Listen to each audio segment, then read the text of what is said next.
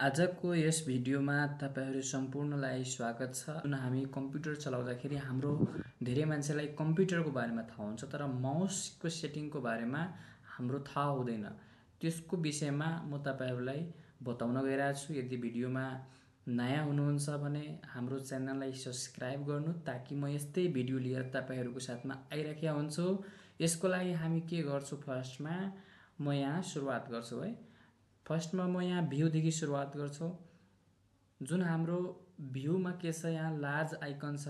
Large आइकन गरेपछि के हुन्छ, लार्ज आइकन गरेपछि हाम्रो जुन यहाँ लेफ्ट साइडमा जुन दिएको छ आइकनहरू त्यो सबै के हुन्छ, ठुलो हुन्छ। जसरी म गरेँ लार्ज भयो, यो सबै के भयो, एकदमै लार्ज भयो, ठुलो भयो हैन। त्यसपछि हामीले मिडियममा गर्दाखेरि हाम्रो अघि थियो मिडियममा भइसक्यो। त्यसपछि म यहाँ अर्को के छ, स्मलमा गयो, धेरै सानो भयो, स्मल भइसक्यो। त्यसपछि हाम्रो के छ, यहाँ अर्को अटो एरेन्ज आइकन्स। यसको अर्थ के हुन्छ, जसरी म यसमा क्लिक गरेँ अनि त्यसपछि अटो एरेन्ज आइकनले के हुन्छ भन्दाखेरि जसरी म यहाँ गएँ हैन, अनि यसलाई यहाँ गरिदिएँ, यसलाई यहाँ गरिदिएँ हैन, अनि अथवा यसलाई म यसरी गरिदिएँ अनि त्यसपछि म गएर के गर्छु, अटो अरेन्ज आइकन्स गर्छु भने हाम्रो के हुन्छ, ठ्याक्कै त्यहीँ जान्छ। हाम्रो जुन छ जहाँ थियो त्यहीँ गइहाल्छ। त्यस कसको काम हो चाहिँ अटो अरेन्ज आइकन्सको। त्यसपछि हाम्रो के आउँछ, अलाइन्स आइकन टु ग्रिड। यसको अर्थ के हुन्छ, यसको चाहिँ काम के हुन्छ, हाम्रो अलाइन्स आइकन टु ग्रिडको अर्थ के हुन्छ, जसरी हामी वर्ड पढ्दाखेरि अथवा एक्सेल पढ्दाखेरि त्यसमा दिएको हुन्छ अलाइन। अलाइनको अर्थ के हुन्छ कि मिलाएर राख्ने। जसरी म के गर्छु, सबभन्दा पहिला म के गर्छु, यो सबैले हटाउँछु, यसलाई नि हटाउँछु। जसरी म यहाँ ल्याएर राखिदिएँ, यहाँ ल्याएर राखिदिएँ, यहाँ ल्याएर राखिदिएँ हैन। जसरी यो अलि बाङ्गो टिङ्गो भयो नि। अब यसको काम चाहिँ के हुन्छ, जसरी म यहाँ अलाइन गर्छु है, अलाइन टु आइकन ग्रिडमा गऱ्यो भने चाहिँ के हुन्छ, ठ्याक्कै यस्तो सिधा हुन्छ। यसरी मतलब सिधा बस्छ हाम्रो। नत्र हाम्रो यसमा चाहिँ टिक लागेको हुँदैन, यसमा हाम्रो टिक लागेको हुँदैन। यो जता पनि बस्यो हैन, जता पनि बसिरहेछ, यो हेर्नु म तपाईले हेराउँछु, जता पनि बसिरहेछ। तर यही म त्यहाँ गर्दा अलाइनमा चाहिँ गर्दा हाम्रो के हुन्छ, सेन्टरमा बस्छ। सेन्टरमा के हुन्छ, यो हाम्रो सेन्टरमा अहिले बसेन। जसरी यहाँ मैले राखेँ है, तर सेन्टरमा बसेन, यहाँ राखेँ तर सेन्टरमा बसेन है। तर त्यसको लागि चाहिँ हामीले के गर्नुपर्छ, अलाइनमा चाहिँ टिक लगाउँछौँ भने हाम्रो के हुन्छ, ठ्याक्कै यस्तो राख्दा सेन्टरमा हाम्रो बस्छ। त्यसपछि हाम्रो अर्को के रहेछ, यहाँ अर्को हाम्रो रहेछ सो डेस्कटप आइकन। हाम्रो अहिले आइकन जुन छ सो गरिरहेछ, टिक लागेको छ, यसलाई टिक म हटाएँ। टिक हटाएपछि सबै गायब हुन्छ, सबै गायब भयो। यहाँ कोही पनि छैन।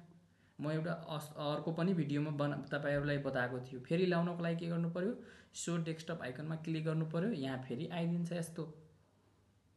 त्यस्तै हामी जान्छौँ यहाँ के, सर्टमा के हुन्छ, सर्ट बाईमा हाम्रो यहाँ नेम हुन्छ। जसरी म यहाँ नेममा क्लिक गरेपछि यो सबैको जुन के नाम छ त्यो सबै हाम्रो के हुन्छ, दिस पिसी, रिसाइकल पिन, कमन, इन्ट्रो, यो चाहिँ हाम्रो के हुन्छ, नेम यसको खुल्छ।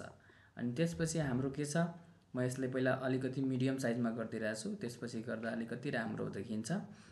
अब हामी सर्ट बाईमा थियो, त्यसपछि साइज, हाम्रो साइज कति साइजको छ। जसरी यहाँ यो कति साइजको छ, माथि आयो। यो कमन चाहिँ यो जसरी हेर्नु, यो कति साइजको छ, यो हाम्रो चाहिँ 161 MB साइजको छ। यो हाम्रो कति साइजको छ, म यहाँ लिएर गएँ। यो चाहिँ के छ, यो हाम्रो 46 बाइटको छ। यो हाम्रो जुन एडोब प्रिमियम प्रो छ त्यो चाहिँ 7.25 MB को छ। यो हाम्रो कति साइजको छ, यो हाम्रो साइज कति छ भन्दाखेरि यहाँ हाम्रो 108 MB को छ। यो हाम्रो चाहिँ कति साइजको छ, यो सबै हाम्रो साइज जुन छ 347 KB को छ। यो यसमा चाहिँ हाम्रो के हुन्छ, साइजमा हाम्रो यसको साइज हेराउँछ, त्यो अनुसार सिफ्ट हुन्छ। त्यसपछि आइटम टाइप भनेपछि हाम्रो चाहिँ फर्स्टमा चाहिँ कुन आइटम चाहिँ आउँछ त्यो चाहिँ यहाँ हेराउँछ। फर्स्टमा हाम्रो पिसी हुन्छ, त्यसपछि रिसाइकल बिन हुन्छ। यसरी हाम्रो स्टेप वाइज सबै चाहिँ के हुन्छ, यहाँ सो गर्छ। त्यसपछि हाम्रो अर्को के छ, यहाँ अर्को हाम्रो डेट मोडिफाइड। जसरी डेट मोडिफाइड भन्दाखेरि पहिला फर्स्टमा यहाँ चाहिँ कुन चाहिँ डाउनलोड यहाँ भएको थियो, जसरी पहिला यो भएको थियो, त्यसपछि यो भएको थियो, त्यसपछि यो भएको थियो, कुन कुन डेटको कुन चाहिँ यहाँ मतलब डाउनलोड भएको छ अथवा यहाँ सेटअप भएको छ, त्यो सबै कुरा चाहिँ के भन्छ हाम्रो यसमा यो भित्र के भन्छ यो डेट मोडिफाई भित्र पर्दछ। त्यसपछि हाम्रो के आउँछ रिफ्रेस। रिफ्रेस त तपाईहरु सबैले थाहा छ, रिफ्रेस गर्दाखेरि हाम्रो के हुन्छ कुनै कुरा पेन्डिङमा हुन्छ, त्यो चाहिँ रिफ्रेस गर्दाखेरि हाम्रो के हुन्छ फाइनली त्यो चाहिँ हाम्रो आउँछ। त्यहाँ हाम्रो अर्को चाहिँ के छ हाम्रो चाहिँ पेस्ट सर्टकट छ। जसरी हामी कुनै पनि कुरालाई कपी गरेर यदि पेस्ट गर्यो भने हाम्रो चाहिँ के हुन्छ यहाँ पेस्ट हुन्छ। जसरी मैले के गरेँ यसलाई चाहिँ कपी गरेँ, जसरी म यहाँ यसरी चाहिँ कपी गरेँ, यहाँदेखि मैले के गरेँ कपी गरेँ। अब यहाँ आएर अनि त्यसपछि म के गर्छु यहाँ पेस्ट गर्छु भने यहाँ चाहिँ हाम्रो हेर्न सक्नुहुन्छ हाम्रो यहाँ पेस्ट भयो। कपी पेस्ट आज त कन्ट्रोल सी कन्ट्रोल भी बढी युज हुन्छ। त्यसपछि हाम्रो के छ अन्डो डिलिट। जसरी मैले कुनै पनि फाइल ल्याएर मैले यहाँ राखिदिएँ, जसरी मैले यो राखिदिएँ, यहाँ यो राखिदिएँ, मैले यसलाई के गरेँ मैले यहाँदेखि डिलिट गरिदिएँ। अब डिलिट गरिसकेपछि मैले के गरेँ यहाँ अन्डो डिलिट गरेपछि यहाँ चाहिँ हाम्रो के हुन्छ यहाँ चाहिँ आइदियो, यहाँ चाहिँ हाम्रो के भयो आइदियो, यहाँ चाहिँ हाम्रो के भइरहेछ सो भइरहेछ। त्यसपछि हाम्रो के छ अर्को रिडो भनेपछि हाम्रो यहाँ हाम्रो चाहिँ जुन अघि हामीले राखेको थियो त्यो चाहिँ गयो। अन्डो रिडो त्यो सबै तपाईहरुलाई थाहा होला, त्यसको बारेमा बढी कुरा गर्नु पर्दैन जस्तो मलाई लाग्छ। त्यसपछि हाम्रो के छ यहाँ न्यू दिएको छ। अब न्यूमा के हुन्छ यहाँ भन्दाखेरि अब जसरी मैले यहाँ धेरै कुराहरू छ, जसरी फोल्डर छ, सर्टकट छ, माइक्रोसफ्ट एक्सेस डाटाबेस छ, बिटम्याप इमेज छ, एमएस वर्ड छ, यो सबै कुराहरू हाम्रो पावर पोइन्टहरू सबै दिएको छ। जसरी मैले के गरेँ पावर पोइन्ट यहाँ ओपन गरेँ। अब यहाँ पावर पोइन्ट हाम्रो डेस्कटपमा आइदियो, यसलाई म के गरेँ ओपन गर्छु भने हाम्रो के हुन्छ यहाँ चाहिँ हाम्रो ओपन हुन्छ यसरी। त्यो पनि हाम्रो न्यू फोल्डरमा जुन छ यसरी चाहिँ के हुन्छ ब्ल्याङ्कमा चाहिँ हाम्रो ओपन हुन्छ। यसमा तपाईहरुले त्यो गर्न सक्नुहुन्छ। यो चाहिँ हाम्रो के छ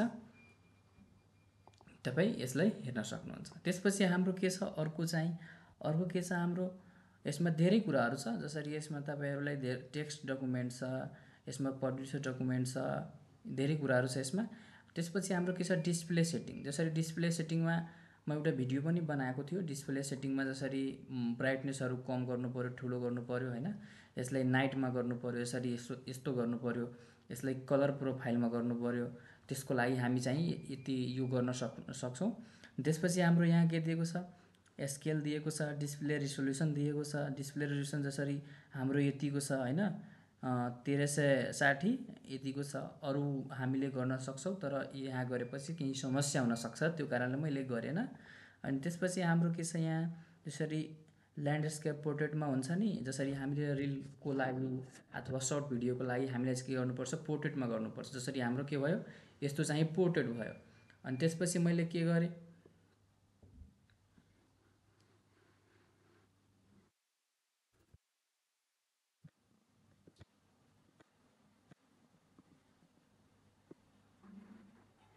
हाम्रो के भयो पोर्ट्रेटमा थियो हाम्रो। अब के भयो ल्यान्डस्केपमा आइदियो।